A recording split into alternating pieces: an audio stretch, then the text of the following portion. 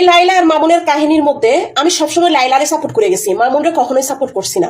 সবসময় ভাবতাম মামুন লোভী, মামুন ভালো না, লোভে পড়ছে। হ্যাঁ, একটা সময় ছিল যে ছেলেটার বয়স কম, ছেলেটা লাইলার লোভে টিকে পড়ছিল, টাকা পয়সার লোভে পইরা লাইলার সাথে সঙ্গ দিছে।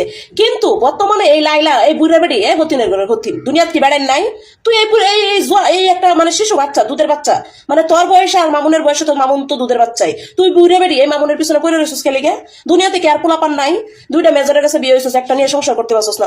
এই পোলাটা তোর কাছ থেকে দুদিন পরে পরে সইরা যাইতেছে গা। তারপরে আবার এই পোলাটারে তুই মামলা সামলা হামলা দিয়া ধরে রাখছস। এগুলো করার কাহিনী কি? এই তোর মা আবার আরেক রুম থেকে কইতেছে কি হইছে কি হইছে, তুই আবার কইতেছিস কিছু হয় না কিছু হয় নাই। ও হতিনের করে হতিন, তোর কি মান সম্মান ইজ্জত নাই? এই বাড়ি দাঁড়ান যায় পুলিশ যায় ঢুকতারা না অনুমতি ছাড়া, আর মামুন যায় ঢুকে গেছে গা। এগুলো আমরা শিখাইতেছস? আমরা জানি না বাড়ি দাঁড়ান নিয়ম কানুন কিতা কিতালো? তুই কিতা মনে হরস যে আমরা কিচ্ছু বুঝি না, আমরা কিচ্ছু জানি না?